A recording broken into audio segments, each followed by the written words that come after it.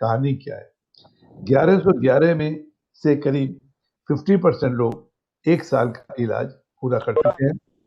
करीब 25% लोग आज इसके इलाज में मौजूद हैं। करीब 2%, लेस देन 2% लोगों की मृत्यु हुई। कई बार पेशेंट एडिमा 3 ग्रेड में आते हैं, कई बार प्लूरल एफ्यूजन के साथ आते हैं, कई बार एनजी पाइप के साथ आते हैं। तो कोई 5 दिन में, कोई 7 दिन में, कोई 11 दिन में, कोई महीने में, 2 महीने में वो इलाज पूरा करने से पहले ही उनकी मृत्यु हुई है। तो कुछ केस ऐसे हैं जिन्होंने 1 साल का इलाज पूरा किया है, जिनको प्रोग्रेशन हुआ है, वो 10 लोग हैं। आयुर्वेद के बारे में एक बहुत सारी भ्रांतियां हैं, बहुत सारे भ्रामक है कि मेटल्स है, टॉक्सिक है। तो 21 लोग इसमें ऐसे हैं जिन्होंने दवा तो ली, परंतु किसी वजह से उन्होंने शुरू नहीं की। 5 लोग हैं जो लॉस टू फॉलोअप उनको नहीं जानते हैं, और 248 लोग हैं जिन्होंने कतिपय कारणों से incomplete treatment, but it is less than 20%। तो दिस इज द ओवरऑल। पर हम बात करेंगे उन मरीजों की, 575 लोगों की, जिन्होंने 1 साल का इलाज पूरा किया है। तो इसमें होता क्या है कि इलाज से पहले जो पेशेंट आए, इन सबका डायग्नोज देश के बड़े बड़े हॉस्पिटल में हुआ। सबसे ज्यादा पेशेंट जो आए वो IIG, AIG, Asian institute of gastroenterology के डायग्नोज केस थे। दूसरे वेदांता के थे, तीसरे गंगाराम के थे, ऑल इंडिया इंस्टीट्यूट के थे। तो देश के टॉप हॉस्पिटल्स में गैस्ट्रोएंटरोलॉजिस्ट के द्वारा इनका डायग्नोज हुआ। आपके शहर इंदौर के भी 4-5 मरीज मेरे पास हैं जिनको हम इस बीमारी से इलाज कर रहे हैं, इलाज करके ठीक कर चुके हैं। तो इनका 1 साल से पहले, आयुर्वेदिक इलाज शुरू करने से पहले 1 साल में 1632 बार इनको इमरजेंसी अटैक आए थे, जिसके लिए उन्हें 839 बार हॉस्पिटल में एडमिशन कराया गया था। पर जब इनका 1 साल का इलाज पूरा हो गया, तब उस 1 साल के अंदर इनका नंबर ऑफ अटैक 1632 से घटकर 119 रह गया, और इमरजेंसी हॉस्पिटलाइजेशन नियरली 5% से भी कम रह गया। तो ये आयुर्वेद का इवोल्यूशन था कि मेटल बेस्ड आयुर्वेदिक ट्रीटमेंट से जहाँ इनके वेट गेन हुए, वेट लॉस होना बंद हो गया, उनकी क्लिनिकल कंडीशन में इम्प्रूवमेंट हुआ, और इसके बाद इनके जो एमआरसीपी कराए गए, तब देखा गया कि आयुर्वेद की दवाइयाँ इसके इसके प्रोग्रेशन को रोकती हैं। अब किसी भी बीमारी को ठीक करना तो आसान है, जैसे, परंतु क्या ये बीमारी दूसरी होगी? तो पैनक्रेटाइटिस के मरीज को हमेशा डर लगा रहता है कि एक बार हॉस्पिटल में एडमिट हुआ है या सर्जरी हो गई है, क्या उसको दोबारा आएगी? कोई नहीं बता सकता। परंतु हमने देखा कि आयुर्वेद में जो औषधि की परिभाषा है, आराम से खाने योग्य हो, सर्व सुलभ हो। दूसरी बात, रोग को पूरी तरह से खत्म करे, रोग की पुनरावृत्ति ना हो और कोई दूसरा रोग न पैदा करे। उस सिद्धांत को पालन करते हुए जब हमने डेटा बनाया, तो हमने देखा कि 575 केस में से 14 केस को छोड़कर बाकी सभी केस पूरी तरह रोग मुक्त रहे हैं, और कुछ केस 20 साल से ज्यादा हो गए हैं, कुछ 15 से 20 साल की श्रेणी में है, कुछ 10 से 15 के, कुछ 5 से 10 के, और 1 से 5 में। और 8 लोगों को रिलैप्स हुआ और उन्होंने इलाज छोड़ के दूसरा किया, ये 1 साल के बाद वाले हैं। और 6 लोगों की डेथ हुई जिसमें एक्सीडेंट, हार्ट अटैक दोनों मौजूद। तो हम कह सकते हैं कि जिन लोगों ने आयुर्वेदिक इलाज पूरा किया, उसके बाद करीब 98% लोग रोग मुक्त रहते हैं। एक ट्यूमर मार्कर है CA 19.9। डॉक्टर आचार्य जी इसको बखूबी से जानते हैं कि CA 19.9 का बढ़ना और घटना कैंसर के लिए एक सूचक होता है, कंफर्मेटरी टेस्ट नहीं है, परंतु इसका बढ़ना एक सूचक है कि पैनक्रेटाइटिस या पैनक्रेटिक कैंसर बढ़ रहे हैं। आज के मानकों के हिसाब से अगर किसी मरीज का CA 19.9 300 यूनिट से ज्यादा है, तो उसको कैंसर की श्रेणी में डाला जाता है। हमने देखा कि कैंसर मार्कर बढ़ तो जाता है, परंतु इसका घटने का उल्लेख अपने आप कहीं पर भी मौजूद नहीं है। हाँ, कीमोथेरेपी के दौरान या सर्जरी के बाद ये थोड़ा कम होता है, पर कुछ समय के बाद बढ़ने की संभावना रहती है, परंतु अपने आप कम नहीं होता है। परंतु आयुर्वेदिक दवा के बाद हमने क्या देखा कि हमारा डेटा क्या कहता है कि CA 19.9 लेवल्स जो हैं सभी केसेस में, जिनके 4000 तक के CA 19.9 है, क्योंकि 37 नॉर्मल है, उससे ऊपर 4000 तक के लोगों में ये वापिस होने लगता है, और ये रिजल्ट 10 दिन में शुरू हो जाते हैं। जैसे किसी का 400 है, तो 10 दिन के बाद ही आप उनकी घटने की टेंडेंसी देख सकते हैं। इस संदर्भ में हम अपना केस दुनिया में पेश कर चुके हैं, और अभी तक 65 मरीजों का हमने किया है परंतु 65 के इनमें से 1.2% है जो कि विद नॉर्मल लिमिट है, जो नॉर्मल में भी होता है, ऐसा हमने देखा है। तो CA 19.9 का घटना और इमेजिंग में पैनक्रेटाइटिस का स्टेबल होना एक सूचक है कि आयुर्वेदिक दवाई पैनक्रेटाइटिस को रोकने में सक्षम है और उसको रोकने में सक्षम होकर ये आगे उसके प्रोग्रेशन को रोक रही है। तो एक तरह से ये इसका मॉडल है। केवल इलाज करना हमारा उद्देश्य नहीं है, इसको दवाई को डेवलप कैसे करें, तो हमने इसके लिए WHO की जो गाइडलाइन है, reproducibility, safety and efficacy, in 3 parameters पर हमने काम किया है। पहली थी प्रोसेस कैरेक्टराइजेशन एंड स्टैंडर्डाइजेशन, इसके लिए IISc बैंगलोर के साथ हमने संपर्क किया और उन्होंने नॉन डिस्ट्रक्टिव मेथड्स के साथ इसकी एनालिसिस करके ये जानकारी दी है। 3 बैचों में एक बेंचमार्किंग बन चुकी है, जिसको पेटेंट के लिए भेजा जा चुका है कि इसमें कोई मेटल नहीं, मेटल्स है टॉक्सिक होंगे, इसके लिए भी इसको भी रूल आउट करने के लिए OECD गाइडलाइन के ऊपर एक मैसूर बेस्ड CRO जो कि इंटरनेशनली एक्रेडिटेड है और DSIR अप्रूव्ड लैब है, उसके अंदर इसके अंदर एक्यूट सब एक्यूट क्रॉनिक टॉक्सिसिटी कराई गई है, जिससे पता चलता है कि इसके अंदर कोई ग्रेड 2 टॉक्सिसिटी नहीं है। इसके बाद एक एक्सपेरिमेंटल स्टडी करी गई है जो जिसमें L-आर्जिनिन देके चूहों में पैनक्रेटाइटिस पैदा गई और 2 स्टडी में मैं आपको दिखाऊंगा। अब हमारा जो अगला काम है इसकी साइज क्या है, इसके लिए हमारा आज ही एक MOU मेरे पास आया है जो कि GB Pant university agriculture and technology की देश की एक नामी यूनिवर्सिटी है, उसके साथ हमारा एक MOU हो रहा है जिसमें वहाँ के साइंटिस्ट हमारे साथ मिलके what is the science behind it, और यूनिवर्सिटी ने इस योजना का नाम दिया है मिशन नोबेल प्राइज। ये शायद देश में एक पहली बार हो रही है कि एक आयुर्वेदिक चिकित्सक के साथ एक यूनिवर्सिटी का कोलैबोरेशन हो रहा है, कोई प्रोजेक्ट बेस पे नहीं, एक प्रोग्राम अंडर ए यूनिवर्सिटी प्रोग्राम, क्योंकि कॉपर मेडिसिन है ऐसा आयुर्वेद में लिखा है। कॉपर मेडिसिन है ये दुनिया में नहीं जाना चाहता, तो हम साइंस के द्वारा ये स्थापित करने जा रहे हैं कि आयुर्वेद के रसशास्त्र के सिद्धांतों पर बनी हुई कॉपर की भस्म में थेरेप्यूटिक वैल्यू है।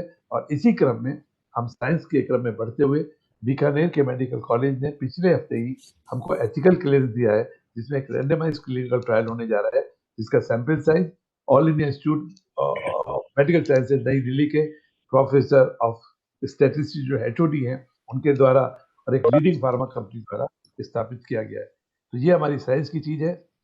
अब हम बातें करेंगे कि क्या हमारे पास और भी मॉडल है। तो प्री क्लिनिकल में हमने 2 मॉडल बनाए, L-आर्जिनिन इंड्यूस क्रॉनिक पैनक्रेटाइटिस, और आप देख सकते हैं कि दोनों ग्रुप में अलग अलग डोज दी गई है।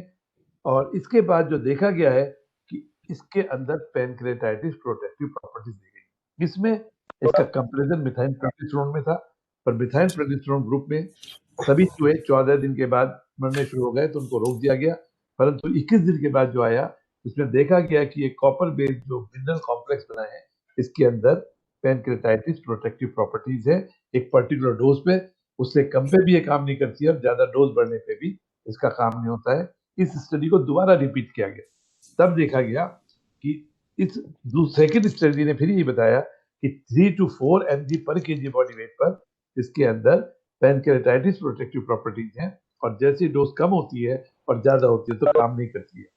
यूनिवर्सिटी के साइंटिस्टों ने 18 साइंटिस्ट डिफरेंट डिसिप्लिन ने लगातार इन चीजों का पिछले 3-4 महीनों में अध्ययन किया, और इसको देखने के बाद उन्होंने डिसाइड किया कि इस आयुर्वेद की औषधि में एक ऐसे इन्फ्लेमेशन को ठीक करने की क्षमता है जो आज के एंटी इन्फ्लेमेटरी में नहीं है। इसी बेस पर यूनिवर्सिटी ने हमारे साथ हाथ मिलाया है, जिसके प्रोग्राम की घोषणा अगले महीने उत्तराखंड के राज्यपाल महोदय द्वारा नीति आयोग के चेयरमैन वाइस चेयरमैन की मौजूदगी में GB पंत यूनिवर्सिटी में की जाएगी।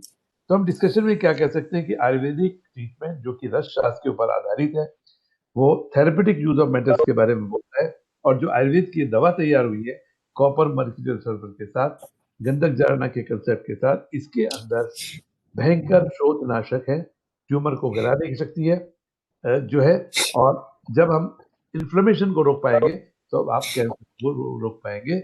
और ये पैनक्रेटाइटिस की जो प्रोटेक्शन प्रॉपर्टीज हैं ये सब मैं आपको दिखा चुका हूँ कि पैनक्रेटाइटिस को रोकती है, पैनक्रेटाइटिस को रिलैप्स करती है।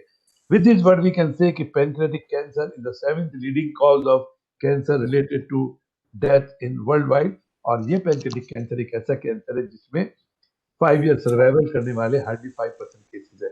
हमारे पास कुछ केस हैं जिनको हम रिपोर्ट कर चुके हैं, क्योंकि refractory stage of pancreatic cancer के आज 30 साल से जितना बैठे हैं, जिनको हम 1 बाय 1 करके भेजते हैं। पर अनफॉर्चुनेटली हमारे देश में आविष्कार नहीं होते हैं, इनोवेशन नहीं होती है, तो इसलिए रिसर्च की जो जद्दोजहद है बहुत मुश्किल है, परंतु असंभव नहीं है। हमें खुशी है कि हमने आज तक का जो काम किया, पिछले 42 साल का जो मेरा तजुर्बा है, आज साइंटिफिक कम्युनिटी जो कि ना एलोपैथी को जानती है, ना आयुर्वेद को जानती है, वो केवल एक चीज को जानती है, विज्ञान। और विज्ञान के द्वारा यदि किसी के अंदर एंटी इन्फ्लेमेटरी प्रॉपर्टीज है, विज्ञान के द्वारा यदि किसी के अंदर रोग को रोकने की शक्ति है, उसके लिए हम काम कर रहे हैं। इसलिए हम कह सकते हैं कि ये जो आयुर्वेदिक ट्रीटमेंट है, it might be helpful in progression of pancreatic cancer. The present data ये मेरे क्लिनिक का है, जो हमने अपने क्लिनिक में किया है। I can not say it is conclusive, I can not conclude, but there is a strong prima facie case, this is indicate the efficacy, और इसके लिए फर्दर रिसर्च चलेंगी, तो इस पर काम होगा। इन्हीं शब्दों के साथ मैं एक रेफरेंस की स्लाइड है, ये पीपीटी आप लोग रख सकते हैं, और यदि आपको चाहिए तो मेरे ऑफिस से भी भेजी जा सकती है। मैं आप सभी का शुक्रिया अदा करता हूँ। कैंसर एक बढ़ती हुई बीमारी है, केवल मात्र उसको छोटे दायरे में रखना ठीक नहीं होगा। हमको बात करनी होगी हमारे आधुनिक आयुर्वेद स्थापित दिनचर्या की, आयुर्वेद की ऋतुचर्या की, आयुर्वेद की आहारचर्या की। आज नींद के ऊपर एलोपैथी के बहुत सारे रिसर्च पेपर शुरू हो चुके हैं, जो आज से 20 साल पहले नहीं थे। एलोपैथी भी इन सब की चीजों को समझ रही है। तो मैं आशा करता हूं कि जो हमारा ये जो प्रयास है कि by reducing the inflammation of the gut, like reducing the inflammation of the gastritis not by anti-inflammatory, by ऐसी नेचुरल प्रोडक्ट्स हो, खान पान और रहन सहन से, क्योंकि हम एंटासिड देके गैस्ट्राइटिस को कम कर सकते हैं, पर डिजीज प्रोसेस को नहीं रोक सकते। जैसे क्रियोन खिला के हम पैनक्रियाटाइटिस के मरीज को कंफर्ट तो देते हैं, पर उसका प्रोग्रेशन नहीं रोक सकते। तो आज का मेरा संबोधन इतना ही है कि हम इन्फ्लेमेटरी डिसऑर्डर्स को चिकित्सा करके एक पोटेंशियल कैंसर को रोकथाम कर सकते हैं, जिसके लिए मैंने एक अपना छोटा सा अनुभव पैनक्रियाटाइटिस वर्सेस पैनक्रियाटिक कैंसर का किया। आशा आपको पसंद आया होगा, और यदि आपकी संबंध में कोई जानकारी होगी या क्वेश्चन होंगे तो मुझे उनका जवाब देने में बाय ईमेल या पर्सनल कम्युनिकेशन में होगी।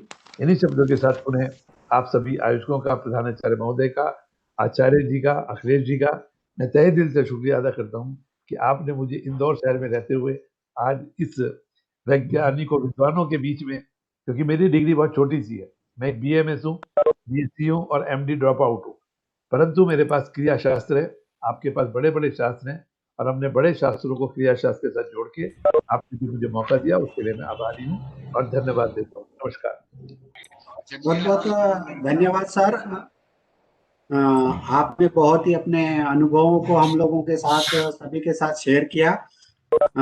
इसके पश्चात हमारे आज के साइंटिफिक सेशन के दूसरे जो वक्ता है आचार्य सर, उनके लिए मैं डॉक्टर SK नायक सर को आमंत्रित करता हूँ, professor and head of the department चालक तंत्र, की वो आए और सर का परिचय, संक्षिप्त परिचय देकर के हमको अनुग्रहित करें। Doctor SK Nayak sir.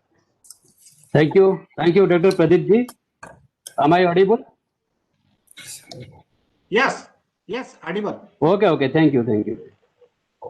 Om Sri Dhanantare Namaha. A very good afternoon to all of you. Respected chief guest Sri Ramkishore Kamble ji, Honorable Minister of Ayush, Government of MP, respected Honorable guest Srimati Caroline Khongwar Deshmukh Madam, Honorable Principal Secretary and Commissioner, Department of Ayush, Government of MP, distinguished speakers, academicians, practitioners, scholars, and students of Ayurveda. It's my privilege to have been asked to introduce the second speaker of today's webinar, Dr. Dilip Kumar Acharya sir. Dr. Dilip Kumar Acharya ji, he is a very well-known person in the field of oncology. Now presently he is pursuing his service as National Chairman, IMA, Cancer and Tobacco Control Committee. He is also Honorable Secretary, Cancer Society of Madhya Pradesh. Presently he is working as Professor in the Department of Surgery, at Sri Aurobindo Institute of Medical Sciences, Indore. He is retired civil surgeon and surgical specialist in the Department of Public Health in Indore and Government of MP. He is ex-chairman, Indore City Chapter and MP State Chapter of Association of Surgeons of India. He is also ex-governing council member of Association of Surgeons of India. He is also past president of Indian Medical Association, Indore and MP State. He has been working in the field of cancer prevention, early detection and tobacco control since more than 20 years. He has also delivered nearly 150 lectures on tobacco health hazards, quitting methods, FCTC, COTPA to schools, colleges, associations, government officials, municipal corporation people, NGOs, social clubs, police trainees, university, nursing students, nurses, patients in many cities. He has organized and participated in various camps for cancer detection. He has organized symposiums, panel discussions, workshops on cancer prevention, early detection, and tobacco control. He has given talk shows on All India Radio, Doordarshan, and other private TV channels. He has published various articles on cancer and tobacco in health magazines, leading newspapers, etc. He has organized rally on World No Tobacco Day, World Cancer Day, World Head Neck Cancer Day, Breast Cancer Awareness Month, etc. for public awareness. As the national chairman of IMA Cancer Tobacco Committee, he has taken initiation and approached all leaders across the country to follow these days and motivating doctors in tobacco control. He has done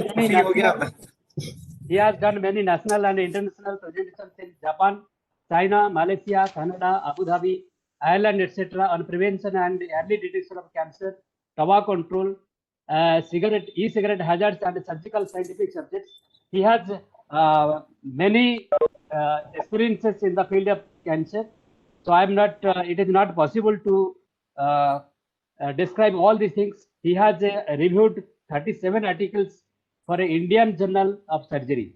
He has received many awards, namely Lifetime Achievement Award of IMMP, IM National Award for Community Service. He has been felicitated by Chief Minister of MP during State Conference of ASI. He has also got Best State President IMA Award, Best PG Paper Award, etc., etc.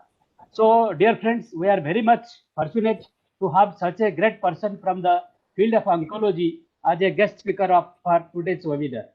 So, now I may request Dr. Dilip Kumar Acharya sir to start his talk on the topic and oblige us.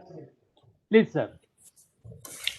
Sir, इस webinar के संबंध में किसी भी प्रकार का कोई प्रश्न हो तो कृपया वो अपने चैट बॉक्स में प्रश्न को टाइप कर दे। वेबिनार के अंत में आपके प्रश्नों के उत्तर हमारे दोनों एक्सपर्ट्स देंगे। Thank you doctor Nayak for the kind introduction. और आज के डॉक्टर शर्मा साहब, डॉक्टर भार्गव सर को मेरा प्रणाम। बाकी जो विशेषकर डॉक्टर वैद्येंद्र प्रकाश जी जो हैं Padmashri, I am really honoured कि मेरे को उनके साथ में जो स्क्रीन शेयर करने को मौका मिल रहा है। और इस ऑनलाइन सभा में उपस्थित सभी पार्टिसिपेंट्स को भी मेरा नमस्कार। जैसा कि बताया गया है कि आज का टॉपिक जो है वो मेरा टॉपिक जो मुझे दिया गया है cancer prevention and early detection हैगा। जो मैं स्लाइड से अपनी शेयर करना शुरू करता हूं।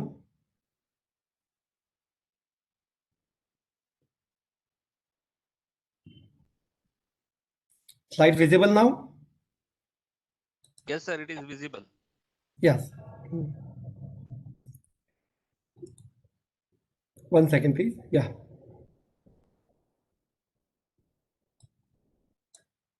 तो वैसे प्रकाश जी की बात सुन के बहुत अच्छा लगा कि अब वो लोग भी एविडेंस बेस्ड मेडिसिन पे जा रहे हैं। और आई एम श्योर कि जब एविडेंसेस साथ में आएंगे अपने पास में तो सभी लोग उस चीज़ को, उसकी ऑथेंटिसिटी अपने आप बढ़ जाती है उस चीज़ की जो है। कैंसर कंट्रोल और जहाँ तक सवाल है टोबैको कंट्रोल, मैं हमेशा कहता हूँ ये एक ऐसा यज्ञ है, इसमें सबकी आहुति लगती है। No one man can do this alone together.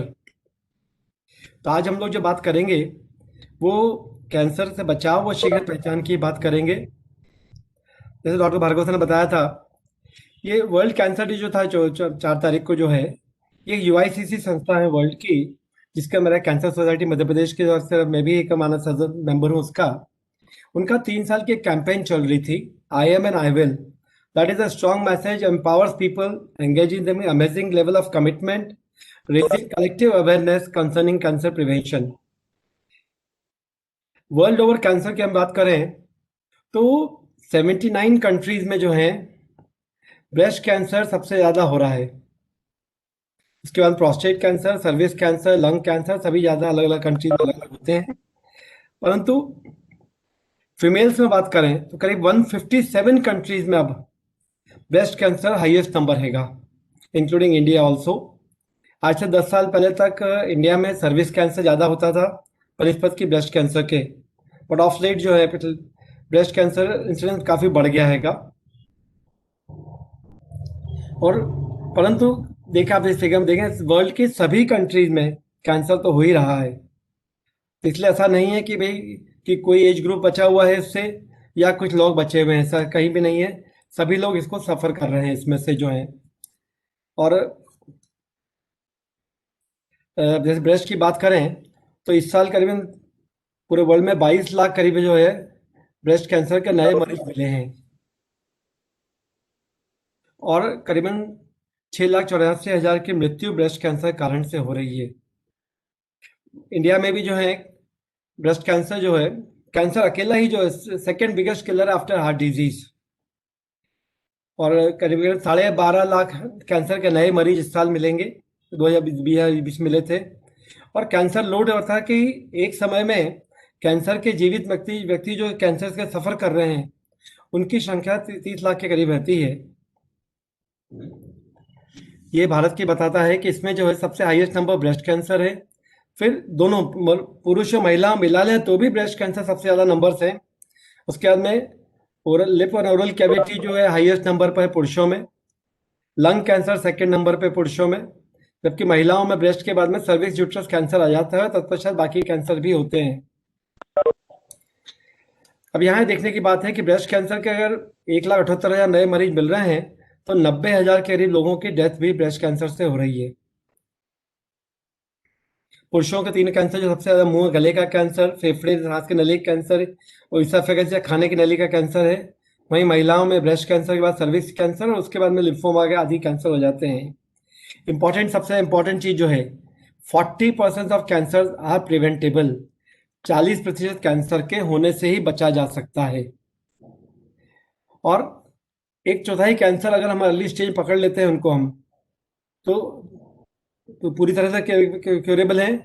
परंतु अगर 2/3 ऑफ दम अर्ली स्टेजेस में है, परंतु अनफॉर्चुनेटली हमारे यहाँ 3/4 कैंसर जो है लेट्स प्रेजेंट करते हैं। हम लोग उनका डायग्नोसिस काफ़ी लेट कर पाते हैं। देखें तो अल्टीमेटली कैंसर होता क्या है, जितनी भी कोशिकाएं होती हैं वो बड़ा बिलियरी फिजर में डिवाइड होती हैं, 1 की 2, 2 की 4, 4 के 8, 8 के 16, 16, 32। परंतु कैंसर की कोशिकाएं कुछ फॉलो नहीं करती रूल सिस्टम जो है, वो अपनी असामान्य तरीके से अनियंत्रित तरीके से कोशिकाएं डिवाइड होने लग जाती हैं और फिर वो गठान बना देती हैं और ये गठान जो है कैंसर बन सकती है। ये तो कैंसर कई 100 प्रकार के रोगों का समूह है जिसमें कि कोशिकाएं अलग अलग फैलती जाती हैं, बाद में अलग जगह फैल जाती हैं। हमने बताया मैंने कि अपने हिंदुस्तान में काफ़ी पेशेंट्स लेट स्टेज में आते हैं। उसका सबसे बड़ा कारण है इलिटरेसी। लोगों को मालूम ही नहीं कि क्या बीमारी हो सकती है। ये कैंसर मिथ्स है कि साहब कैंसर अगर इलाज करवाया मैंने तो फैल जाएगा, अगर मैंने ऑपरेशन कराया इलाज का तो कैंसर फैल जाएगा। हमें मरीज को समझाना पड़ता है कि भाई तेरा जब गठान निकाल रहे हैं कैंसर के ऑपरेशन द्वारा, पूरी गठान एक साथ निकाल रहे हैं, कोई टुकड़ों टुकड़ों में नहीं निकलने वाली कि बीच में से फैल सके। फिर एपैथी टुवर्ड्स ओन हेल्थ, खासकर महिलाओं में उनको लगता है कि भाई मैं बीमार हो गई तो मेरे परिवार को कौन देखेगा, इसलिए वो लोग उसका ध्यान रखती हैं ज़्यादा। फिर लैक ऑफ फैसिलिटीज़, सुविधाएं जो हैं सब जगह उतनी पूरी नहीं रहती हैं। लो सोशियो इकोनॉमिक स्टेटस, गरीबी जो है अपने मालूम है काफ़ी ज़्यादा हो जाती है इसमें जो है, प्लस इसका इलाज भी महंगा पड़ता है। और कई बार डिफिकल्ट डायग्नोसिस भी होता है। और कैंसर जो मैं कह रहा था कि लाइफस्टाइल डिजीज मानने लिया गया आजकल, क्योंकि स्मोकिंग जो है तंबाकू रिलेटेड है, उससे 13 प्रकार के कैंसर होते हैं। अल्कोहल जो है उससे 7 प्रकार के कैंसर होते हैं। और ओबेसिटी जो है 12 प्रकार के कैंसर होते हैं। अर्थात ये स्मोकिंग, अल्कोहल, ओबेसिटी, खान पान का तरीका, ये सब चीज़ें आदमी के हाथ में होती हैं। तो इसलिए हम कैंसर को आजकल लाइफस्टाइल डिजीज भी मानने लगे हैं, उसको लाइफस्टाइल डिजीज कहने लगे हैं इसको जो है। सबसे पहले तंबाकू की बात करें तो मोस्ट इंपॉर्टेंट कैंसर का कारण है, परंतु मोस्ट प्रिवेंटेबल कैंसर भी है ये। कैंसर से बचने के लिए अगर क्या तंबाकू से बचते हैं तो डेफिनेटली कैंसर से बचना आसान हो जाता है। क्योंकि कैंसर में जो है, इसमें तंबाकू के धुएं में जो है कैंसर कॉजिंग केमिकल्स होते हैं, टॉक्सिक मेटल्स रहते हैं, पॉइजनस गैसेस रहती हैं, वो जो कैंसर करते हैं। यूआईसीसी संस्था जिसके अपने तारतम्य में वर्ल्ड कैंसर डे मनाया जाता है, उन्होंने अपनी वेबसाइट पे 13 प्रकार के कैंसर बताए हैं जो कि तंबाकू से रिलेटेड है। जिसमें मुंह का कैंसर, लंग कैंसर तो है ही सही, उसके अलावा oesophagus, pancreas, stomach, kidney, pharynx, bladder, service cancer, leukaemia, breast cancer तक तंबाकू से रिलेटेड होते हैं। ये एक मैं कैंसर सोसाइटी मध्य प्रदेश के सेक्रेटरी हमने बनाया था, ये कि आईसीएमआर जो Indian council of medical research ने कहा है कि अगर 100 युवा लोग तंबाकू को सेवन कर रहे हैं आज, तो उनमें 50 की मृत्यु तंबाकू जनित बीमारियों से ही होगी, और वो मृत्यु भी जल्दी होगी। और ये पोस्टर था, इसको इंटरनेशनल क्रिएटिविटी अवार्ड भी मिला हुआ है। अभी एक पेपर आया था tobacco and cancer related outcomes के ऊपर, तो इंडिया की तरफ से मैं अकेला इसका रिव्यूअर था। उसमें भी यही कहा गया था कि तंबाकू अगर खाते हैं तो कैंसर का ट्रीटमेंट के में भी उतना अच्छा फायदा नहीं मिल पाता जितना मिलना चाहिए था जो है। ओबेसिटी, मोटापा जो है वो भी कई प्रकार के कैंसर का कारण बन जाता है, खासकर oesophagus, liver, kidney, stomach, colorectal cancer, prostate, advance prostate cancer, breast cancer, post menopausal, गर्भवती के बाद में जो महिलाओं में ब्रेस्ट कैंसर होता है उसका सबसे बड़ा कारण भी ओबेसिटी ही रहता है। वेट एंड कैंसर जो है, इस कैंसर की सारी लिस्ट बनाई हुई है कि कारण कौन कौन से कैंसर से हो सकते हैं। तो फिजिकल एक्टिविटी जो होती है वो जो है colon cancer, breast cancer, prostate और ओवरी कैंसर में बचाव रखती हैं। और वेट कंट्रोल जो है करना, कहना बड़ा आसान होता है, करना बड़ा मुश्किल होता है, आप हम सब जानते हैं। फिर भी हम कहते हैं कि प्लांट बेस्ड डाइट के शिफ्ट करें, पोर्शन साइज जो है कम करें, क्वांटिटी और क्वालिटी दोनों का ध्यान रखें, फिजिकली एक्टिव रहेंगे। और प्रैक्टिकल गोल ये है कि 1 किलोग्राम अगर 15 दिन में कम करते जाते हैं धीरे धीरे वजन कम हो जाएगा आपका। अल्कोहल, शराब जो है it is nearly cause of so many cancers, specially oral cancer, pharynx, larynx, oesophagus, and again it is synergistic effect with tobacco. तंबाकू और अल्कोहल दोनों मिलके जो है कैंसर के बहुत बड़े कारण बन जाते हैं। तो अगर आदमी डाइट पे ध्यान रखे, फिजिकल एक्टिविटी करते रहें, अपना वेट मैनेज करें, तो they always get a reduced risk, cancer कम हो जाती है उनकी। कुछ ऑक्यूपेशंस ऐसे होते हैं जिनके कारण से लंग कैंसर, ब्लैडर कैंसर होने के चांसेस बढ़ जाते हैं, इनको कंट्रोल किया जा सकता है। एक बार चाइना की यूआईसीसी की वर्कशॉप थी, एक कांग्रेस थी, उसमें बड़ा अच्छा थीम था उनका, प्रिवेंटिंग द प्रिवेंटेबल, जिससे बच सकते हैं उसे बचाया जाए, ट्रीटिंग द ट्रीटेबल, जो सिस्टम ऐसा बनाया जाए कि उसका इलाज, जो इलाज हो सकता है उनका इलाज किया जाए, and system to make it happen. Most important thing is सुविधाएं मौजूद हैं पर उनको लोग प्रयोग कर सकें, उनको उपयोग कर सकें, वो जरूरी हैगा। फिर मैं दोहराऊंगा, 40% कैंसर से बचा जा सकता है। और उसके लिए आज मैं 2-3 कैंसर की विशेष बात करूंगा मैं आपसे, जिनको कि हम लोग कैंसर को, क्योंकि अर्ली डायग्नोसिस की बात भी है आज, उनको होने से बचा सकते हैं या अपन प्रारंभिक अवस्था में भी उनको पकड़ सकते हैं। तो ब्रेस्ट कैंसर कोई आज की बीमारी नहीं है, 1600 बीसी में भी पाई जाती थी ये। और दुनिया की बात करें, मैं ये स्लाइड इस पे सिखा रहा हूँ कि वर्ल्ड ओवर जो है ब्रेस्ट कैंसर तो हाईएस्ट मैंने बताया था आपको, उसके बाद लंग कैंसर है, परंतु मृत्यु के हिसाब से देखें आप तो लंग कैंसर हाईएस्ट है और ब्रेस्ट कैंसर 5वें नंबर पर है।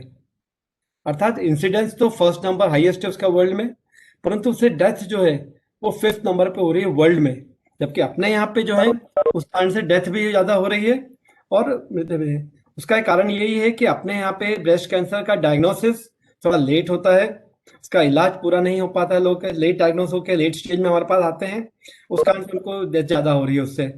तो यही अगर हम लोग इनको जल्दी पकड़ सकेंगे इस पे, तो ब्रेस्ट कैंसर की जो 5th नंबर पे डेथ है वो अपने यहाँ पे भी डेथ डेफिनेटली इससे कम हो सकती हैं, अगर सही माने में सही तरीके से इलाज शुरू हो जाता है उसका। तो जब देखिए इसमें क्या है कि करीब अभी स्टडीज आई हैं कि भारत में करीब हर 24 में से एक महिला को या 28 में से एक महिला को ब्रेस्ट कैंसर होने का है, परंतु अमेरिका में और कनाडा में हर 8 में से एक महिला को ब्रेस्ट कैंसर हो रहा है।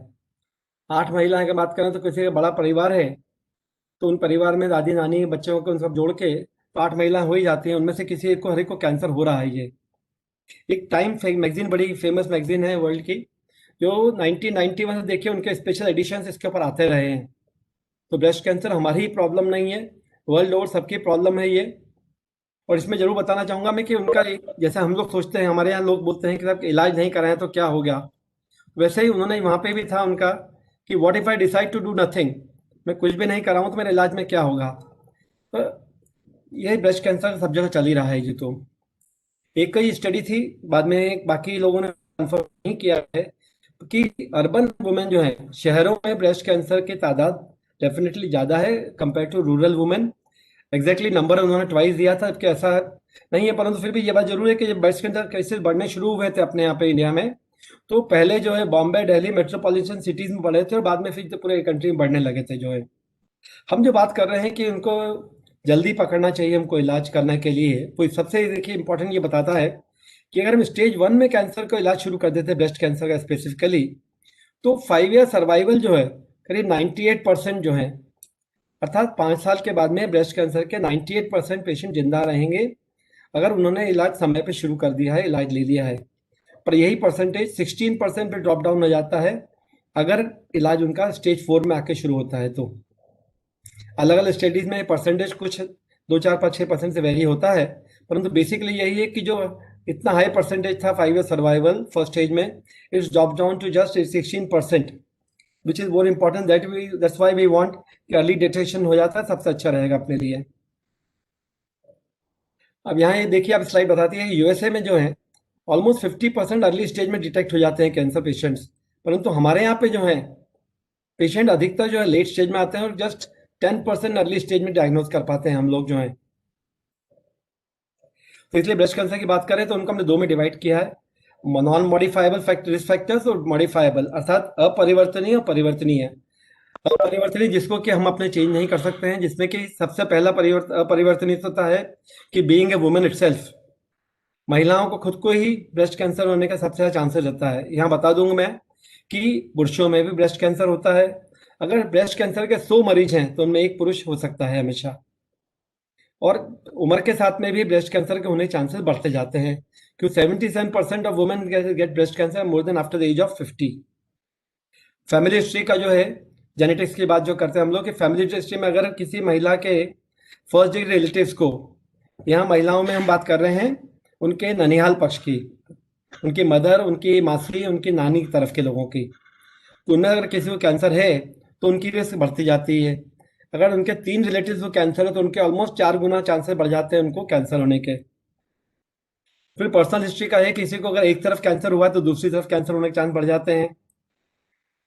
उसी प्रकार से जेनेटिक्स की बात जो कर रहे थे कि करीब करीब 5 से 10% जो कैंसर होते हैं जेनेटिक ओरिजिन के होते हैं, वंशाणु बोलते हैं हम लोग, पर उनसे उसको डायग्नोज करने के लिए हमारे पास जीन्स BRCA1 BRCA2 जीन्स होते हैं, P53 ऑन्को जीन्स वगैरह होते हैं, इनके बेसिस पे हमको डायग्नोज कर पाते हैं और उससे मालूम पड़ जाता है। एक एंजेला जोली नाम की काफ़ी फेमस है हॉलीवुड एक्ट्रेस हैं, इसलिए बताना चाहूँगा कि उनको ब्रेस्ट कैंसर जब हुआ तो वो BRCA1 पॉजिटिव थी और उनको जिस कारण से 87% चांसेस थे उनको ब्रेस्ट कैंसर होने के, 50% चांसेस थे कार्सिनोमा ओवरी होने के, क्योंकि उनके मदर को भी कैंसर ओवरी था और उनके आंटी को ब्रेस्ट कैंसर था।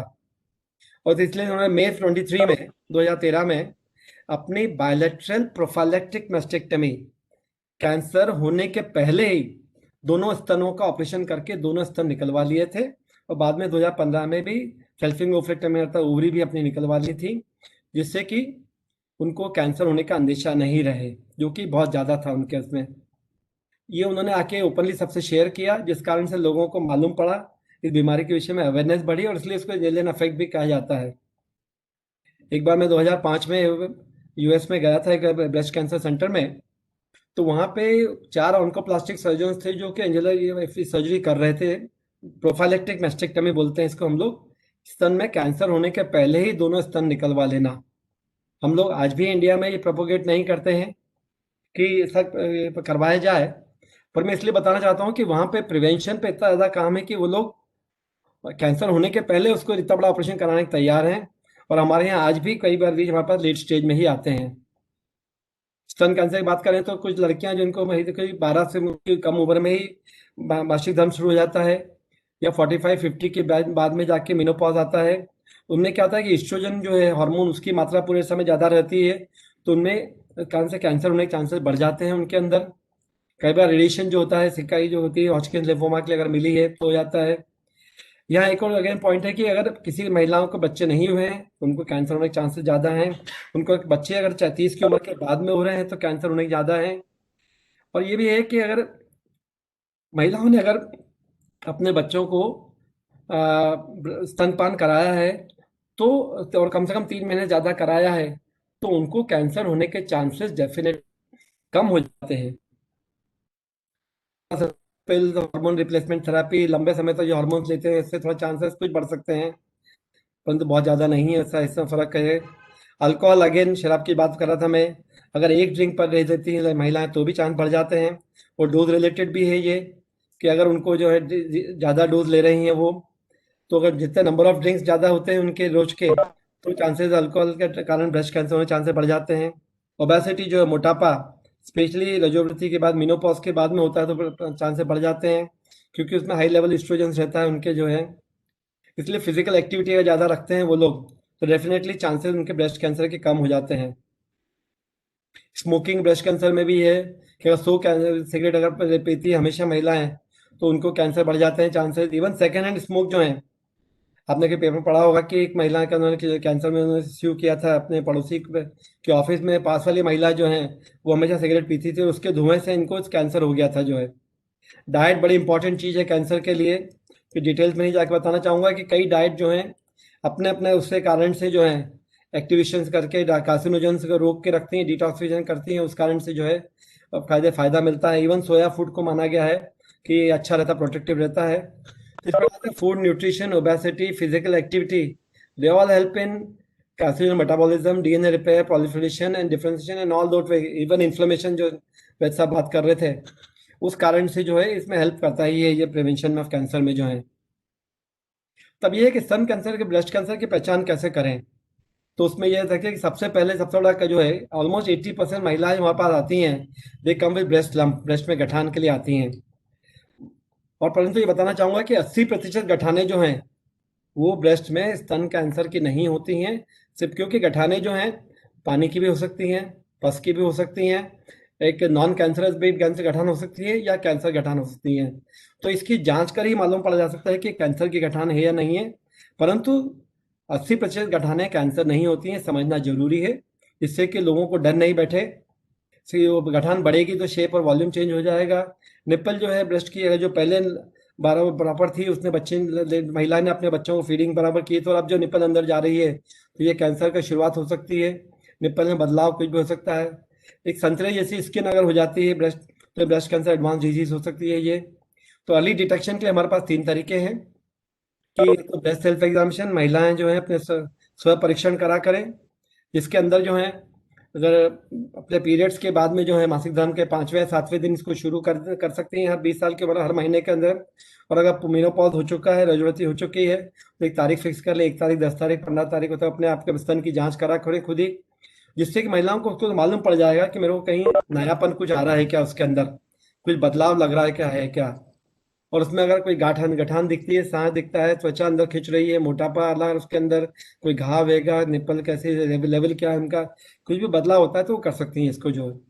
ये मैंने एक पोस्टर के माध्यम से बताया था कि आँख के सामने खड़े होकर उनको कैसे देखना है, जिससे कि आँख बगल में जांच करना है, निप्पल में रस्ता हो तो उसको देखने का है, लेट के जो है तकिया रख दें तो ब्रेस्ट ऊपर आ जाएगी, उसको करने का है पूरी तरीके से उसको। ये हमने एक पोस्टर बना के रिलीज भी किया था। देखिए 2002 में पोस्टर था मेरा ये, जो मैंने आयरलैंड में डब्लिन में प्रेजेंट किया था, तब 50,000 संख्या थी अपने यहाँ पे, जो आज बढ़ के 1,80,000 के आसपास पहुंच गई है जो है।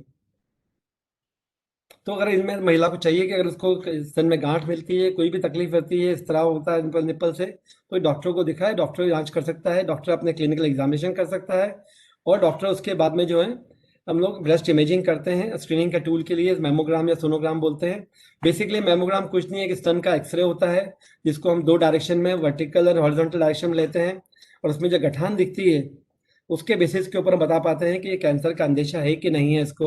और फिर कई बार की ब्रेस्ट अगर बल्कि ब्रेस्ट, बड़ी ब्रेस्ट हो, गठान छोटी सी है, तो मेमोग्राम में ही जल्दी पकड़ में आएगी, क्योंकि इसका एज ए स्क्रीनिंग टूल भी माना गया है इसको। और उसके बाद में इस गठान को जल्दी से पकड़ के फिर उसकी जांच करके दिखा जा सकते हैं कि उसमें कैंसर है, हो सकता है नहीं हो सकता है। उसके बारे में क्लासिफिकेशन दिया हुआ है कि कैसे इसको आगे डायग्नोस कर सकते हैं जो है।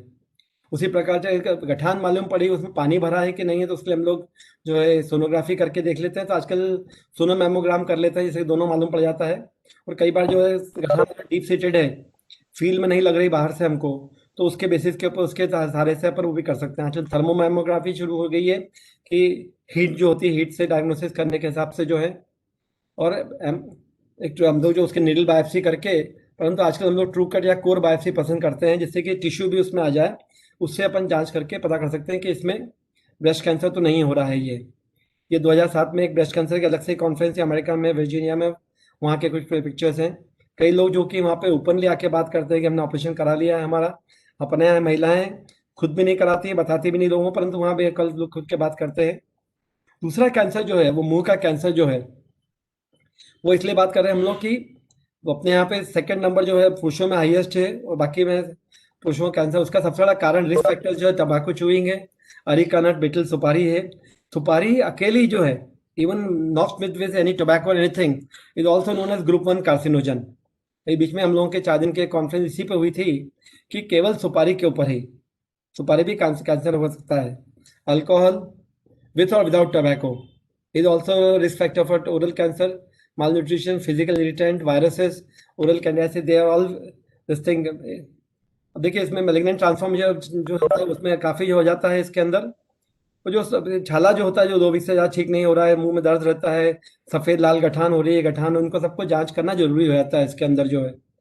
और अर्ली डिटेक्शन की देखिए 5 ईयर सर्वाइवल यहाँ पे भी 76% हो जाता है मुंह का कैंसर में भी, जो कि 19% हो जाता है 5 ईयर सर्वाइवल अगर हमने लेट डायग्नोस किया है। तो ये अपने यहाँ काफ़ी ज़्यादा कॉमन हो रहा है। और अगर ये जो फैल के जो है, क्योंकि ओरल कैविटी के जो है लिम्फ नोड्स गले में आते हैं, और गले में अगर लिम्फ नोड्स आ गए हैं तो ये एडवांस डिजीज हो गए, सर्वाइवल 50% कम हो जाता है। विदेशों में करीब 3% ऑफ ओरल कैंसर होता है सारे कैंसर्स का, जबकि अपने यहाँ ऑलमोस्ट 30-40% सब कैंसर्स का ये हो जाता है इसके अंदर। परंतु आज भी हमारे पास देखिए स्टेज 1 में केवल 2% पेशेंट आते हैं, और स्टेज 4 में जाके 83% पेशेंट्स आते हैं। ये स्टडी कुछ फर्क पड़ता है, अलग अलग स्टडी में थोड़ा डिफरेंस है, परंतु कहना यही है कि आज भी मैक्सिमम लोग लेट स्टेज में हमारे पास आ रहे हैं। परंतु सबसे अच्छी बात यह है कि प्री कैंसरस कंडीशंस भी होती हैं कुछ, जिसके अंदर की, जिसको कि हम अगर जो कि बाद में कन्वर्ट होके 0.1 से 17% तक कैंसर बनने का अंदेशा रहता है। और प्री कैंसर कंडीशन कौन कौन सी हैं? पहला उसमें ल्यूकोप्लेकिया था, सफ़ेद दाग, जो कि कैंसर बन सकता है। ये पूरे लाल सफ़ेद दाग दिख रहे हैं, जिसमें कि स्पेक्युलर भी हो सकता है, नोड्यूलर हो सकता है, अलग अलग टाइप के नोड्यूल्स हो सकते हैं, ग्रैन्युलर दाने दाने ये सफ़ेद दाग हो सकता है, ये वेरिकोस का सफ़ेद दाग हो सकता है। ये पूरा देखिए कैंसर बन गया है पूरा इसके अंदर। एरिथ्रोप्लेकिया लाल दाग जो होता है, ये भी कैंसर बन सकता है आगे जाके। ओरल सबम्यूकस फाइब्रोसिस, कुछ लोगों का जो है पहले मुंह खुलता था, सुपारी खाने के बाद में, तंबाकू खाने के बाद में उनका मुंह खुलना बंद हो जाता है। इसको भी एक प्री कैंसरस कंडीशन माना गया है, जिसमें कि कैंसर होने का अंदेशा रहता है। तो इसके लिए आदमी को चाहिए कि अपने मुंह का पूरा एग्जामिन करा सके, क्योंकि ओरल कैविटी अर्थात पूरे लिप्स आ जाते हैं, लिप्स के अंदर का हिस्सा होता है, दांत हो जाते हैं, चीक का हिस्सा होता है, लोअर लिप अपर लिप दोनों देख रहे हैं, तलवे और तालू जो है जीभ के नीचे के देखना रहता है हमको, और फिर जीभ का देना रहता है। तो जीभ का पिछले का हिस्सा जो है डॉक्टर लोग जो है मिरर के जहाँ से देख पाते हैं हम लोग जो है यूविला, और उसको फिर फील भी कर सकते हैं इसको, और जरूरत पड़ने में हम लोग उसको फील करके बायोलॉजिकल देख सकते हैं गठान तो नहीं आ रही कुछ। ये सब उसके कैंसर, टंग का कैंसर अधिकतर लेटरल एस्पेक्ट पे रहते हैं। ये मेरा एक पेशेंट, इस स्टेज में पेशेंट हमारे पास आते हैं जिसको कि हमने सब कुछ ट्राई कर लिया, ultimately lost him also, surgery भी, रेडियोथेरेपी, कीमोथेरेपी सब करने के बावजूद भी। अब इस पिक्चर को देखेंगे आप तो देखिए इसमें इंपॉर्टेंट क्या है, यहाँ पे लोगों की age. Younger and younger patients in the country are getting affected. उम्र जो है, पहले हम सोचते थे कि जमाने में था कि भाई 50 60 70 साल की उम्र के बाद में कैंसर होता है, परंतु तंबाकू के उसमें तो आजकल जो है यंगर जनरेशन को भी कैंसर बहुत ज्यादा होने लगा है, बचपन से ही तंबाकू उनका शुरू हो जाता है जो है। तो इसलिए स्क्रीनिंग करनी चाहिए हमेशा। और और स्क्रीनिंग करके हम लोग बायोप्सी कर लेते हैं उसके बाद में उसको कंफर्मेशन हो जाता है कि क्या है क्या नहीं है। सफेद दाग लाल दाग आते हैं तो उनको दवाइयाँ दे देते हैं, कार्टिनॉइड्स, विटामिन ए सी डी दे देते हैं, उनको लोकल स्टेरॉइड लगा दे देते हैं, उनको लेकिन ट्रांसफॉर्मेशन तो इलाज करना शुरू करते हैं। इवन कर्क्यूमिन जो है उसका अच्छा रोल आया है इसको प्रिवेंट करने के लिए जो है। तो इवन मुंह नहीं खुल पाता उसके लिए सपोर्ट ये देते हैं, उनके मुंह खुल सके वो लोग जो है। कई बार दांत निकालना पड़ जाता है, कई बार उनको जबड़ा निकालना पड़ जाता है पेशेंट का जो है। तो जिसको मुंह में सफेद या लाल दाग हो रहे हैं, उनको चाहिए, गालों में सूजन आ रही है कुछ, या मुंह खोलने में तकलीफ हो रही है, तो उनको गांठ है तो उनको देखें कि जांचें करवाएं अपनी, इससे कि मुंह के कैंसर को जो है सही अर्ली स्टेज में पकड़ा जा सके अपने को जो है। इसके लिए हमने जो है एक वो मैंने पोस्टर बनाया था कि खासकर तंबाकू रिलेटेड था कि तंबाकू जो है आज मौत का कारण है, कल मजबूरी हो जाती है, फिर मौत का कारण बन जाता है। तो इसलिए जैसे कि ब्रेस्ट एग्जामिनेशन में बताया कि सेल्फ एग्जामिनेशन ब्रेस्ट कर सकती हैं महिलाएं, उसी प्रकार से पुरुष जो कि तंबाकू खा रहे हैं या जो हाथ में अल्कोहल भी लेते हैं उनको स्वमुख परीक्षण करना चाहिए। और जिनको भी तकलीफ होती है, इनमें से कुछ भी जो है तो कांच के सामने खड़े होके, क्योंकि हमारा बॉडी जो है 2 में डिवाइडेड है, लेफ्ट राइट में, तो हम कंपेयर कर सकते हैं कि अगर यहाँ गठान लग रही मुझे तो इस तरफ गठान तो नहीं है करके, तो कांच में देख लें, गर्दन को ऊपर नीचे करके गठान देख लें, कोई टॉर्च की रोशनी में कांच में देख लें कि कहीं मेरे को जो है कोई छाला वाला तो नहीं हो रहा है, कोई लाल सफेद दाग तो नहीं हो रहा है मेरे को यहाँ पे। और अंगूठे और तर्जनी उंगली में फील कर लें, कोई गठान तो नहीं आ रही, फील तो नहीं हो रही मेरे को छोटी मोटी गठान भी कोई। और टॉर्च की रोशनी में ऊपर नीचे देख कर तलवा तालू में कुछ तो नहीं है। इसको वाशिंगटन में प्रेजेंट भी किया था एक टोबैको कॉन्फ्रेंस में, जिसमें है कि अभी जो हेल्थ मिनिस्टर साहब हैं वो भी उसमें मौजूद थे उस वक्त। तो ये मतलब हमने कुछ तरीके हैं जिससे कि अपन लोग जो है कैंसर को अर्ली स्टेज में पकड़ सकते हैं, मुंह के कैंसर को भी। लास्ट जो बात कर रहा हूँ सर्विस कैंसर की, ये तीनों कैंसर इसलिए चूज करें मैंने कि इनका इंसिडेंस बहुत ज़्यादा है, और इनमें सब में जो है प्री कैंसरस कंडीशन या जल्दी पकड़ने के अपने को तरीके मालूम है, जिनसे अपन उनको जल्दी पकड़ के इनको अर्ली डिटेक्ट करके उनका पूर्ण तरीके से इलाज कर सकते हैं जो है। तो गर्भाशय का मुंह का कैंसर या सीए सर्विस जो कहलाता है, जो मैंने बताया था पहले बहुत कॉमन था, अब कंपेरेटिवली कम हुआ है, फिर भी जो है अभी भी 1,23,000 नए पेशेंट्स अपने को मिल रहे हैं। एक ग्लोबोकॉन सर्वे होता है, वर्ल्ड ओवर सर्वे होता है ये, इसका 20 अपने 18 तारीख को दिसंबर में इसका रिपोर्ट आई थी, तो उसमें पूरा ऑथेंटिक माना जाता है इसको। इसमें कि 1,23,000 नए पेशेंट मिलते हैं और करीब 77,000 पेशेंट्स की डेथ से इंडिया में जो है इस कारण से हुई है, सीए सर्विस के कारण से जो है। अगेन 5 ईयर सर्वाइवल जब मैं बता रहा था मैं आपको पहले, इवन इसमें सीए सर्विस में भी स्टेज 1 में डायग्नोसिस में 80% है, तो स्टेज 4 में सीधा 4% रह जाता है 5 ईयर सर्वाइवल। इसीलिए अर्ली डिटेक्शन की बात कर रहे हैं हम लोग जो है। और अर्ली सर्वाइक्स कैंसर का सबसे बड़ा कारण जो है वो माना गया है human papilloma virus, HPV virus बोलते हैं हम लोग जो है, जो कि 100 टाइप के एचपीवी वायरस होते हैं, परंतु 2 टाइप के 16 एंड 18 जो है वायरस, जो 2 ना है, ये बहुत ज़्यादा इंपॉर्टेंट रहते हैं। इसकी अर्ली डायग्नोसिस के लिए वीआईए होता है, विजुअल एसिटिक एसिड है, कि सर्विक्स में एसिटिक एसिड लगा के उसको 1 मिनट बाद जांच करना है, ये लोगोसाइडिन लगा के 1 मिनट बाद जांच करना है। जो कलर चेंजेस आते हैं उससे मालूम पड़ जाता है कि इसको कैंसर होने का अंदेशा है, तो उसके आगे जांच कर सकते हैं। ये स्क्रीनिंग टूल है जो कि हर हम लोग अब कोशिश में लगे हुए हैं, सरकार भी चाहती है हर पीएचसी के मिनी पीएचसी तक में भी एएनएम को ट्रेनिंग देके, नर्सेज को ट्रेनिंग देके इसको किया जा सके। तो अगर विजुअल एसिटिक एसिड लगाने के बाद में अगर व्हाइटनिंग होती है, एसिडो व्हाइटनिंग कहलाती है, वो है, तो उसको आगे जांच के लिए भेजना जाता है। रिस्क फैक्टर सर्वाइकल कैंसर क्यों किसी के में है, ह्यूमन एचपीवी वायरस जो इंपॉर्टेंट सबसे ज़्यादा हैगा, बाकी स्मोकिंग है, कॉम्प्रोमाइज इम्यून सिस्टम होता है, early onset sexual activity, multiple sex partners, no prior screening, ये सब भी कारण हो सकते हैं इसके अंदर। तो जहाँ पे संभोग 16 ईयर्स के एज में जल्दी शुरू कर देते हैं, नंबर ऑफ पार्टनर्स ज़्यादा रहते हैं, स्मोकिंग बहुत ज़्यादा होती है, वहाँ पे सर्विस कैंसर को महिला में होने के चांसेस बढ़ जाते हैं। सिम्टम्स में कोई किसी अर्ली स्टेज में कोई सिम्टम्स भी नहीं मिलते हैं, कई बार वजाइनल ब्लीडिंग है, intermenstrual bleeding, post coital, post menopausal, pre menopausal bleedings होती हैं, और लेट स्टेज में जाके जो है यूरिनरी तकलीफ और ये सब तकलीफ भी शुरू हो जाती हैं। दूसरा हम लोग वीआईए के बाद में जो है ये पैप्समियर होता है एक, इसमें हम लोग क्या है कि सर्विस के ऊपर के जो सेल्स होते हैं उनको एक स्लाइड पे ले लेते हैं और उसको फिर माइक्रोस्कोप में देखते हैं।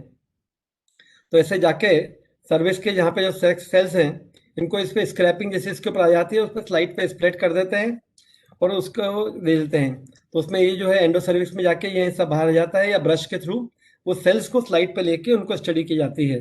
और इस प्रकार से जो है कैंसर स्क्रीनिंग है वर्ल्ड ओवर ही आ चुका है कि अगर कैंसर स्क्रीनिंग बढ़ाई दी जाती है तो उससे मॉर्टेलिटी हमेशा कम हो जाती है।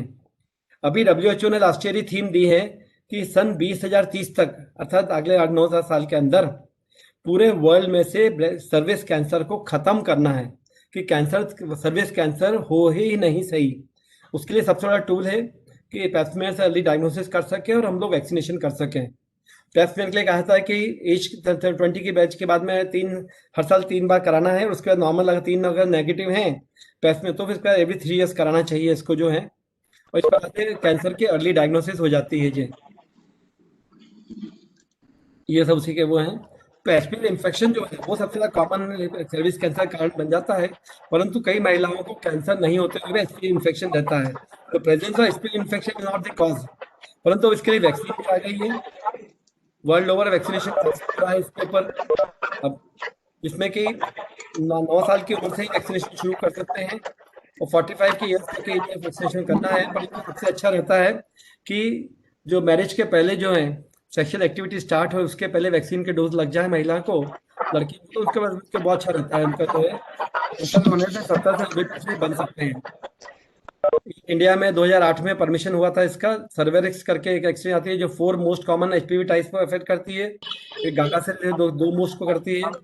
अभी नेशनल प्रिवेंशन इंस्टीट्यूट है दिल्ली में गवर्नमेंट ऑफ इंडिया का, उनके यहाँ पे फ्री ऑफ कॉस्ट लगा रहे हैं वो लोग। आई थिंक एक आध किसी स्टेट ने शुरू में किया है फ्री ऑफ कॉस्ट के लिए।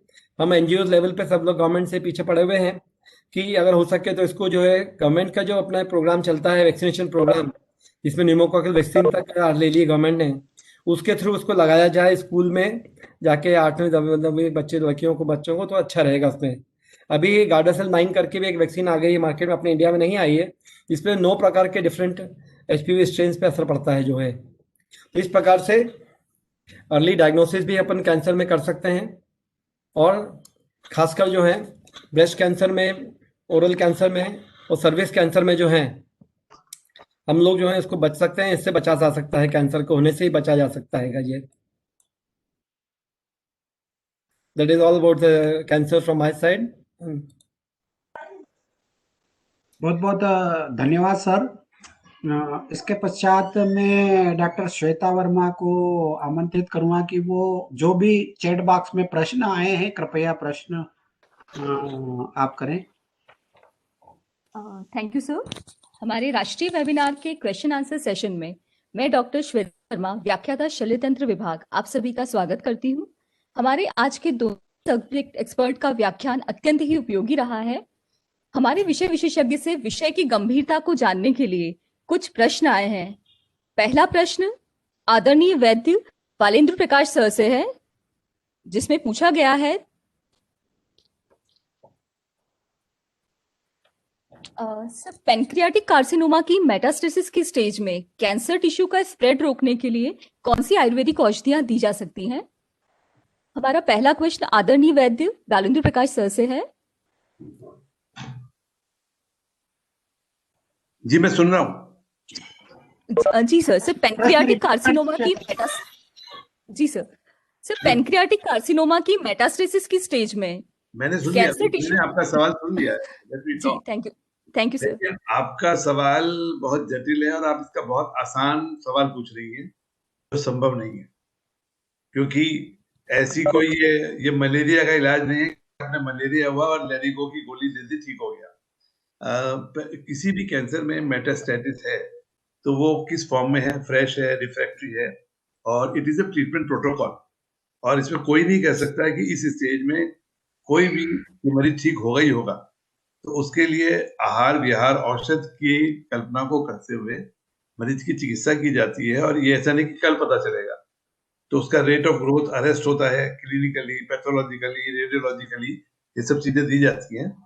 तो सवाल बहुत ही आसान तरीके से पूछा गया है, पर इसका जवाब बहुत कॉम्प्लिकेटेड है। I don't think I can say कि नहीं सीधे आप लक्ष्मी विलास खा लो या विपित का चूर्ण खा लो तो ठीक हो जाएगा। ये एक ट्रीटमेंट प्रोटोकॉल है और किसी औषधि विशेष से कैंसर को ना तो रोका जा सकता है ना चिकित्सा की जा सकती जी, thank you sir, thank you. Sir हमारा next question respected sir doctor Dilip Kumar Acharya sir से पूछा गया है, जिसमें थायराइड कैंसर को अर्ली स्टेज में कैसे डायग्नोज किया जा सकता है। देखिए, थायराइड कैंसर के लिए जो है ना, हम लोग जो है सोनोग्राफी करके जो है वहाँ पे अगर कैंसर सेल्स गठान आनी शुरू होती है तो मालूम पड़ पाती है उसके अंदर। और इसमें अर्ली स्टेज का नहीं होता कैंसर, जो है उसके प्री कैंसरस कंडीशन थायराइड में नहीं होती हैं कि कैंसर के पहले की स्टेज कौन सी हो गई है उसको पकड़ लें अपन, जैसे कि ल्यूकोप्लेकिया एरिथ्रोप्लेकिया बताया मैंने आपको। परंतु अगर उसको स्प्रेड होने से पहले रोक सकते हैं तो गले में सूजन दिख रही है, सोनोग्राफी के थ्रू हमको मालूम पड़ जाता है गठन में सूजन कुछ है क्या, और उसके बाद में हम लोग उसको जो है FNAB करके फाइन नीडल एस्पिरेशन बायोप्सी या साइटोलॉजी बोलते हैं हम लोग, उससे इसको कंफर्म कर सकते हैं और उसके बाद में उसका विशेष इलाज कर सकते हैं फिर। जी, थैंक यू सर। सर इसके बाद एक और प्रश्न पूछा गया है जिसमें कीमोथेरेपी के साइड इफेक्ट आदरणीय डॉक्टर बालेंद्र प्रकाश सर से पूछा गया है कि कीमोथेरेपी के साइड इफेक्ट जैसे हेयर फॉल, वेट लॉस आदि को किन आयुर्वेदिक औषधियों के प्रयोग द्वारा कम किया जा सकता है। देखिए, कीमोथेरेपी का काम है कैंसर को श्रिंक करना, कैंसर को खत्म करना, और that is a cytotoxic medicine है। इसका मतलब it is to kill cell, पर यहाँ पर खराब सेल बॉडी के अच्छे सेल को मार सकते हैं। तो कीमोथेरेपी के दौरान कुछ साइड इफेक्ट होते हैं। तो मेरा एक हमेशा विरोधाभास रहा है कि कुछ लोग कीमोथेरेपी के साइड इफेक्ट को रोकने की बात करते हैं, और मैं सोच रहा हूँ कि साइड इफेक्ट रोकने के चक्कर में जो टारगेट कीमोथेरेपी है उसके इफेक्ट को तो नहीं रोका जाता है। तो बाल अगर गिरते हैं तो वो अपने आप आ ही जाते हैं, किसी भी तेल लगाने की जरूरत नहीं है। तो आई डोंट थिंक कि without any rational study Ayurvedic दवाइयों को कीमोथेरेपी के दौरान दिया जाना चाहिए, क्योंकि कीमोथेरेपी के गुड इफेक्ट को या जो हम एक्सपेक्टेड रिजल्ट कर रहे हैं उनके पर फर्क पड़ सकता है। और जब कीमोथेरेपी बंद हो जाती है तो कीमोथेरेपी के साइड इफेक्ट धीरे धीरे कम हो जाते हैं। और फिर भी अगर किसी को चिकित्सा लेनी है तो वो अपने ऑन्कोलॉजिस्ट की देख रेख में ही चिकित्सा को लेना चाहिए। केवल ऑफ द काउंटर या किसी वैद्य विशेष के कहने से चिकित्सा नहीं करनी चाहिए, ये मेरा मत है। और मैं समझता हूँ कि जो आचार्य जी बैठे हैं, मुझे बहुत खुशी किया जो बैठे हैं वो भी मेरे इस बात से सहमत होंगे कि ऐसे कोई भी दवाइयों के एक्शन इंटरेक्शन हो सकते हैं, तो वो सिनर्जिस्टिक इफेक्ट है कि एनागोनिस्टिक इफेक्ट है, उनको जान के ही कीमोथेरेपी के साइड इफेक्ट को रोकने की बात करनी चाहिए। मैं जहां तक समझता हूँ कि कीमोथेरेपी की इंटरवेंशन से बहुत सारे मरीज हैं जिनकी आयु बढ़ी है और कुछ लोग रोग मुक्त भी होते हैं। तो केवल उनके बाल झड़ने के लिए दवा देके हम उस इफेक्ट को बंद नहीं करना चाहिए। सर, ये मैं I like to add here कि कीमोथेरेपी की जो तकलीफें जो होती हैं वो लोगों को पहले से अब काफ़ी कम हो गई हैं, because we have lot many drugs which वही उल्टी का रहता था, काफ़ी पेशेंट को उल्टी बहुत ज़्यादा होती थी, उसकी दवाइयाँ काफ़ी अच्छी आ रही हैं। और इवन हेयर लॉस के लिए जो है हम मरीज को समझाते हैं कि उसकी चिंता नहीं करके आप तो पहले से ही अपने जो है एक विग बना के रख लीजिए, जिससे कि आपको बाद में आपका जो हेयर लॉस होगा तो आप विग पहन लेंगे तो आपको ऐसा नहीं लगेगा। पर ऐसे स्टडी जरूर चल रही है कि अगर जो है उसको कोल्ड एरिया है, उसको सिर के हिस्से को कोल्ड रखा जाए, उसको मतलब 1 घंटे 2 घंटे के लिए, स्टडीज आई हैं, I am not very happy with them, इसको कंफर्म नहीं है, तो उससे डेफिनेटली फर्क पड़ जाता है इसके अंदर। परंतु it is the way you look at things. उसके कीमोथेरेपी के इतने ज़्यादा अच्छे फायदे होते हैं कि उसको मरीज को समझाना जरूरी होता है, उसे कि उसके काउंसलिंग करना जरूरी होता है कि नुकसान जो है टेम्प्रेरी, जैसे वैद साहब ने बताया, बाल वापस हमेशा आ जाते हैं, टेम्प्रेरी तकलीफें हैं उसको, परंतु उसको कीमोथेरेपी फिर भी लेना ही चाहिए अगर एडवाइस करी गई है तो। और अपने डॉक्टर से ही डिस्कस करें, वो डेफिनेटली बताएंगे उसको कि बाकी इन चीज़ों को कम करने के लिए क्या क्या दवाई ले सकते हैं एक्स्ट्रा वो। Thank you sir. सर एक प्रश्न और आया है, रेडियोथेरेपी या कीमोथेरेपी ट्रीटमेंट ऑलरेडी ले रहे हैं तो उन्हें कोविड-19 का वैक्सीनेशन किया जा सकता है क्या? इस प्रश्न के संबंध में मैं निवेदन करूंगी कि हमारे एक्सपर्ट में से जो भी अपना एक्सपर्ट ओपिनियन देना चाहते हैं, सो प्लीज अपना ओपिनियन शेयर कीजिए। देखिए, अभी कीमो जैसे कार्डियक पेशेंट्स वगैरह हैं उनको तो कहा गया है कि वो ले सकते हैं बिल्कुल, जो इवन ब्लड थिनर्स पे हैं, क्लोपिडोग्रिल में है या इस पे हैं, वो ले सकते हैं। परंतु थोड़ा सा इम्यूनो सप्रेशन कीमोथेरेपी जरूर होता है। परंतु मेरे ख्याल से फिर भी ले सकते हैं, पर आइडिया सबसे अच्छा रहेगा कि वो जिस अपने डॉक्टर से इलाज ले रहे हैं, अपना कीमोथेरेपी ले रहे हैं, उनको जरूर कंसल्ट कर लें एक बार, सबसे अच्छा रहेगा।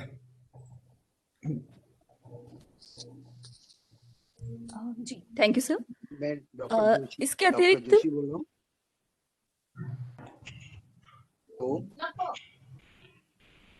बहुत बहुत धन्यवाद डॉक्टर श्वेता वर्मा। जी थैंक यू सर। इस वेबिनार, आज के इस वेबिनार की अंतिम कड़ी के रूप में मैं वोट ऑफ थैंक्स के लिए हमारे वरिष्ठ professor doctor APS Chauhan sir, head of the department क्रियाशारीर को आमंत्रित करना चाहूंगा कि वो आए और वोट ऑफ थैंक्स करें। Doctor APS Chauhan sir. Thank you Pradeep ji. शासकीय अष्टांग आयुर्वेद महाविद्यालय इंदौर वो लगवा दो सातवें वेबिनार में आज के हमारे कार्यक्रम के मुख्य अतिथि माननीय श्री रामकिशोर जी कांवरे, आयुष मंत्री मध्य प्रदेश शासन के प्रति मैं आवाज कम आ रही है। हेलो, हाँ जी, आवाज आ रही मेरी? हाँ जी सर आ रही जी। तो सबसे पहले मैं आभार व्यक्त करना चाहूंगा हमारे सम्मानीय मंत्री माननीय श्री रामकिशोर जी कांवरे जी का, जिन्होंने अपने कंसर्न और अपना उनके जो सहमति से हमने ये वेबिनार का आयोजन किया। ये किसी विशेष कार्य की वजह से आज उपस्थित नहीं हो सके, लेकिन उनका संदेश और उनका मार्गदर्शन, उनका आशीर्वाद हमें मिला। मैं महाविद्यालय परिवार की ओर से उनके प्रति हृदय से आभार व्यक्त करता हूँ।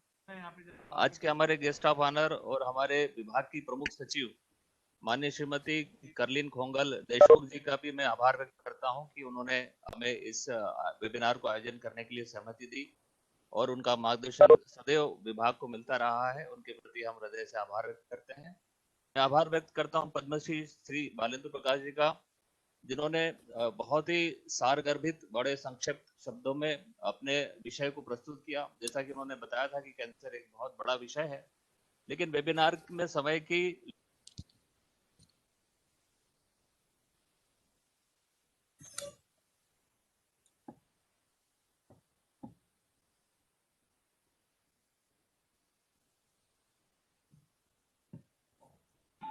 शायद डिस्कनेक्टिविटी हो गई है। मैं doctor S K Nayak sir, doctor S K Nayak sir.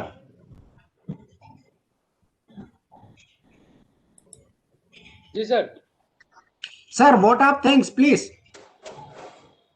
Okay sir, okay sir. Okay okay sir. So I extend my hearty thanks to our speakers, Padma Shri Dr. Vaidya Balendra Prakash ji, for his nice presentation on this topic. I am also very much thankful to our second speaker, Dr. Dilip Kumar Acharya ji, for his nice presentation and a detailed description about the management, diagnosis and treatment of cancer. Thank you very much, both of our speakers, for sharing their views and sharing their valuable times with us. From Government Ashtang Ayurved College, I extend my hearty thanks to both of them. I am also thankful to our beloved principal, Dr. Satish Chandra Sharma ji, for his kind consent and for giving permission to organize this seminar, this webinar. So I am very much thankful to our principal. I am very much thankful to all the principals of different Ayurveda colleges, all the practitioners of Ayurveda, all the medical officers, all teaching faculty members, all the students, those who have participated in this webinar. I am very much thankful to all of them. I extend my hearty thanks to the HOD of Shalyatantra Vibhag and lecturer of Shalyatantra Vibhag, Dr. Akhilesh Bhargav ji and Dr. Shweta Verma, for conducting such a beautiful webinar on this topic. So thanks to both of them. I am very much thankful to the organizing committee, Dr. APS Chauhan sir, and all the teaching faculty members of Government Ashtang Ayurved College for their kind attending this webinar. Lastly, I am very much thankful to all the persons, those who have joined this webinar, all the participants, and all members, those who have joined this webinar and making this webinar a great success. Thanks to all. Thank you. Thank you, sir. Thank you very much, all of you. Thanks a lot. Thank you, sir.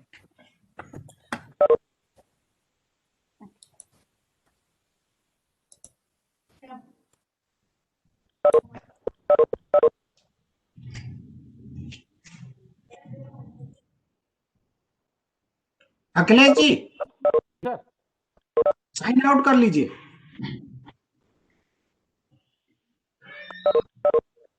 अति उत्तम, बड़ा आनंद आया आप लोगों के साथ। बहुत बहुत धन्यवाद सर। आइए कभी आप लोग। जी सर, जी बिल्कुल बिल्कुल सर, आएंगे सर। 10 साल का भ्रमण करिए।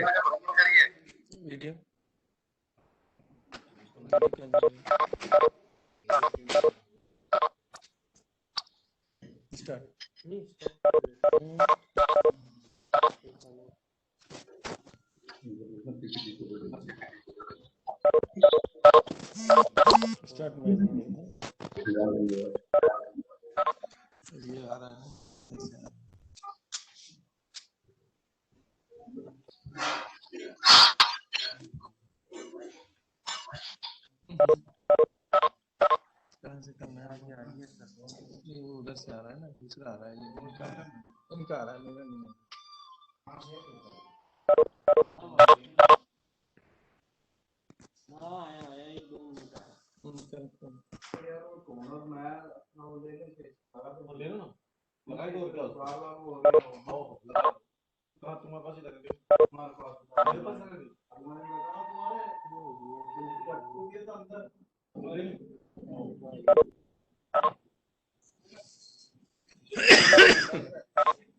हेलो। ये बेकार हो गया है, फिर देख क्या हुआ है, क्या आ गया।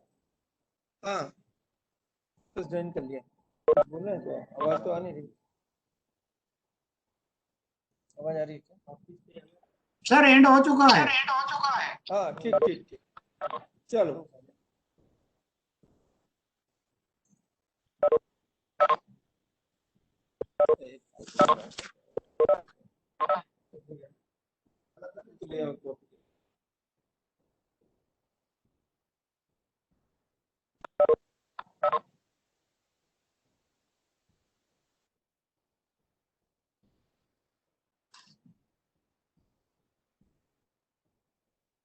कनेक्शन नंबर तो सही लिख लिया।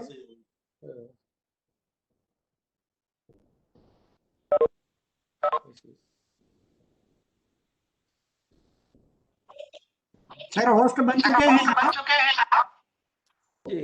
ओके ओके कर रहे हैं।